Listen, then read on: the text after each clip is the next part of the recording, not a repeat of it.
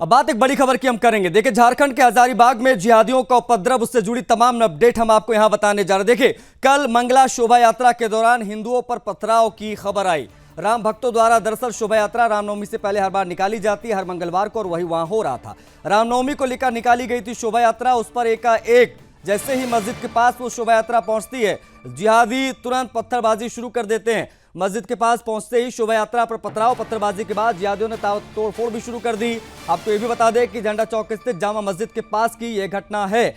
घटनास्थल पर भारी पुलिस जाब्ते को तत्काल बुलाया गया। झारखंड के हजारीबाग में एक बार फिर से जिहादियों ने रामनवमी पर पूर्व मंगलवार को निकलने वाले मंगला शोभा यात्रा पर पथराव किया। होली के बाद दूसरे मंगलवार को ये मंगला शोभा यात्रा निकाली जा रही थी। उसके बाद में क्या स्थितियां बिगड़ी वो हम आपको बता रहे हैं। विभिन्न चौक चौराहों से दरअसल ये गुजर रहे थे।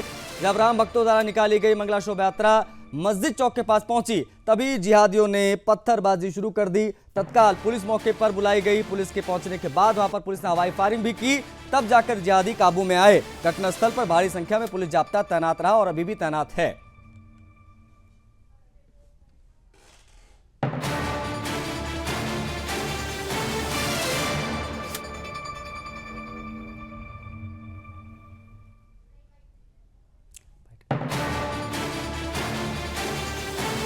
हमारे संवाददाता मनीष खत्री जुड़ गए हैं, उनसे मुकेश खत्री जुड़ गए हैं। मुकेश से हम जुड़ने की कोशिश करेंगे, मुकेश से बात करेंगे। मुकेश, हजारीबाग में जो कुछ भी हुआ, जिस प्रकार से मंगला शोभा यात्रा आराम से निकल रही थी, लेकिन जैसे ही मस्जिद के पास पहुंची जिहादियों ने पत्थरबाजी क्यों शुरू कर दी? स्थिति आउट ऑफ कंट्रोल कैसे हुई? बताइए, पूरी खबर क्या रही पहले तो। देखिए, घटना की बात करें तो ये पहली बार झारखंड में ऐसा देखने को नहीं मिला है।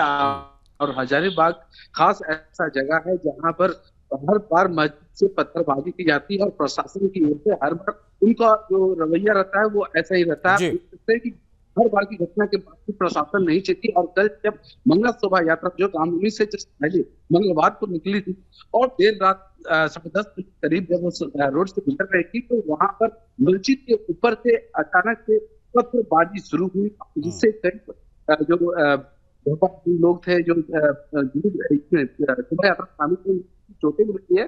और उसके बाद प्रशासन इतनी गंभीर हो गई कि प्रशासन को 4 राउंड फायरिंग करनी पड़ी, आपको पुलिस के गोले दागने पड़े, और तब जाकर नियंत्रण अभी की स्थिति जो है तनावपूर्ण हुई है।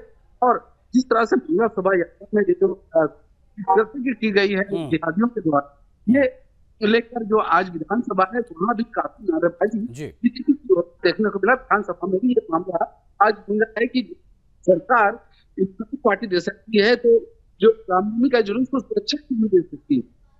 और इस सुरक्षा के मामले को लेकर बड़ा बात भी विधानसभा में देखने को मिला। बीजेपी के उन सब ने एक दोनों ही जगह हंगामा किया।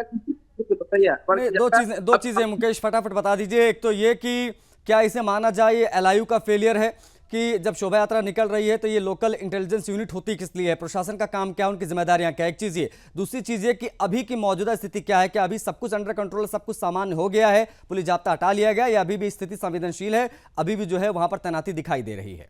दोनों पर जवाब। बिल्कुल, मैं आपको बता दूं कि देखिए, सबसे बड़ी बात होती है कि हर पुलिस के हर क्षेत्र के लिए एक अपना खुफिया पुलिस के रूप में जो काम करते हैं लोग, जो उनको विजिलेंस टीम जो इनपुट देती है, वो इनपुट की मेरे जो जानकारी आ रही है उसमें प्रशासन को कि वहां पर पत्थरबाजी हो सकती है, लेकिन बावजूद इसके किसी भी तरह की प्रशासन की ओर से कार्रवाई और सुरक्षा दृष्टि से कुछ भी नहीं किया गया था। वही अभी प्रशासन की बात करें, अभी जो स्थिति है वो वहां पर अभी भी तनावपूर्ण बना हुआ है। वहां भी 44 लागू है, आसपास दुकान भी है।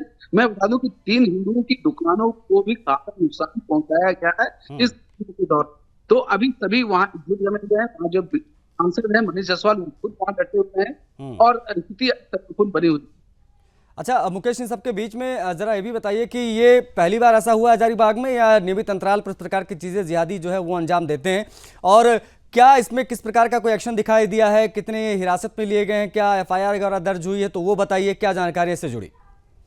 जी आशीष, मैं आपको बता दूं कि ये पहली घटना नहीं है। हजारीबाग जो है वो झारखंड का, हजारीबाग और चतरा दोनों ही सेंसिटिव जगह है। और ये हर बार जब जुलूस निकलती है, मंगला यात्रा निकलती है, तो इस दौरान जो है वो पत्थरबाजी जो है वो जिहादियों के द्वारा की गई है। और यही मैं बताना चाह रहा था कि प्रशासन को खुफिया तंत्र के द्वारा भी यह सूचना थी कि वहां पर ऐसे पत्थरबाजी हो सकती है, लेकिन प्रशासन की ओर से भी पूरी ढिलाई बरती गई थी कि जो भी होगा देखा जाएगा, शायद ऐसे ही कुछ दिख रहा होगा। और इसी का नतीजा है कि एक बार फिर इस साल जब शोभा यात्रा वहां से गुजर रही थी तो जिहादियों के द्वारा उस मस्जिद के ऊपर से पत्थरबाजी की गई और कदर पत्थरबाजी की गई कि 3 लोग घायल भी हो गए हैं और कई दुकानों को नुकसान भी पहुंचा है।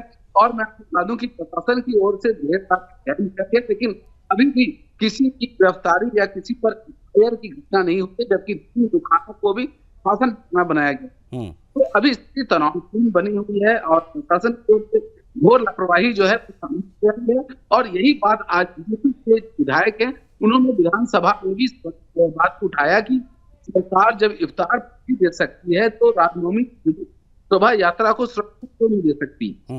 इस तरह की तमाम जो बातें विधानसभा में देखने को मिला है और सरकार से पर एक सप्ताह समय बचा हुआ है रामनवमी के लिए, तो ऐसे में सुरक्षा अगर नहीं होती है तो इस बार रामनवमी में काफी टकराव जिहाद के द्वारा हमको देखने को मिल सकता है। अच्छा, पूरे झारखंड में ये धार्मिक आयोजनों पर इस प्रकार की घटनाएं आखिर कैसे सामने आने लग जाती हैं? इसकी मुख्य वजह क्या लगती है? देखिए आशीष, इसको थोड़ा सा अगर हम लोग ऐसे समझें कि झारखंड में अभी जो सरकार है वो जेएमएम कांग्रेस की सरकार है, तो कहीं ना कहीं सरकार की तरफ से भी साथ मिल रही है। क्योंकि मैं आपको बता दूं कि 2014 में जब यहाँ पर बीजेपी की सरकार हुआ करती थी, रघुवर दास की समय की बात है, तो उस समय जो सड़कों पर ईद की जो बाजारें अभी लगी हुई देखने को मिल रही है वो भी देखने को नहीं मिलती थी। और किस तरह की दंगा जो है वो उस समय नहीं हो पाया था, क्योंकि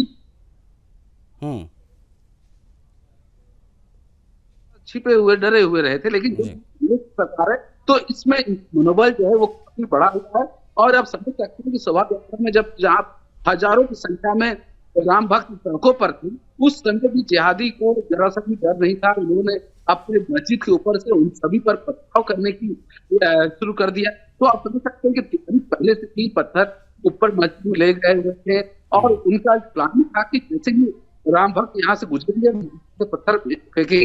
तो इस तरह की घटना के कहीं ना कहीं प्रशासन जो उनको सहयोग दे रहा है, उनकी वजह से उनका मनोबल बढ़ रहा है कि राम भक्तों पर पत्थरबाजी हो रहे हैं। तो ऐसी घटना हजारीबाग नहीं, रामनवमी के दिन रांची में कुछ सोशल मीडिया रिपोर्ट्स में ये भी बताया जा रहा है मुकेश कि कुछ भड़काऊ गाने वगैरह बजाए गए थे, इसलिए वहां पर हिंसा हुई। इसके पीछे का क्या पूरा माजरा जरा वो भी बता दीजिए, क्योंकि इस प्रकार की बातें हो रही हैं कि कुछ भड़काऊ गाने वहां पर बजाए गए, जिसके बाद स्थिति जो है वो आउट ऑफ कंट्रोल हुई रात 10:30-11 के बीच में। देखिए आशीष, ये समझने वाली बात होगी कि शोभा यात्रा जब निकल रही थी तो गाना तो चल रहा था, लेकिन वैसा कोई गाना नहीं था कि उनको खास आपत्ति लगे। वो अपने जो हनुमान है और राम है उनके जुड़े हुए गुणगान गा रहे थे। तो ऐसे में उनको किसी तरह की दिक्कत नहीं होनी चाहिए। और दिक्कत होने की बात थी तो इसको प्रशासन को देखने की बात थी, उन्हें प्रशासन से शिकायत करना था, ना कि कानून को अपने हाथ में लेने का। ये पूरी तरह से तैयारी थी, क्योंकि एक साथ इतने 10 बड़े पत्थर या 15 बड़ा पत्थर मस्जिद के ऊपर कहाँ से आया, ये एक बड़ा सवाल बनता है कि अगर ये गाने से विवाद होता तो इतना पत्थर एक साथ कैसे पहुंच सकता। अच्छा, जब ये मुकेश, जब यहाँ वाली ये घटना हुई मस्जिद चौक के पास में, जब जिहादियों ने पत्थरबाजी की, उसके बाद में चूंकि कई अखाड़े थे, सब अपना जुलूस निकालते हैं, तो क्या बाकी को भी रोक दिया गया इसके बाद में कि बाकी जो है सुचारू रूप से चल पाए, या उसके बाद की क्या स्थिति रही? तुरंत पहला एक्शन पुलिस ने क्या लिया वहां पर पहुंचकर? देखिए आशीष, मैं आपको बता दूं कि जो हजारीबाग का जो जुलूस शोभा यात्रा होता है, अच्छा, साथ में यहाँ की डेमोग्राफी क्या है, कितनी संख्या में यहाँ पर ये जिहादी रहते हैं, क्या इनकी संख्या यहाँ ज्यादा? क्योंकि ऐसा देखने को मिलता है जहां जहां ये बहुसंख्यक होते हैं वहां ये अल्पसंख्यकों को परेशान करना शुरू करते हैं। बिल्कुल बिल्कुल आशीष, आप बिल्कुल सही कह रहे हैं कि देखिए मैं वही बात करूंगा हजारीबाग की। तो हजारीबाग में जो शोभा यात्रा निकलती है राम भक्तों की, तो ये रामनवमी का जो होता है, ये एक सप्ताह पहले से, रामनवमी के 1 सप्ताह पहले से और रामनवमी के 10 दिन बाद तक ये लगातार जो है ये शोभा यात्रा अलग अलग अखाड़ों के द्वारा सड़कों पर निकाली जाती है। रात्रि ये अखाड़ा जो है चलता रहता है। तो ये आज कल जो था ये अखाड़े की शुरुआत थी।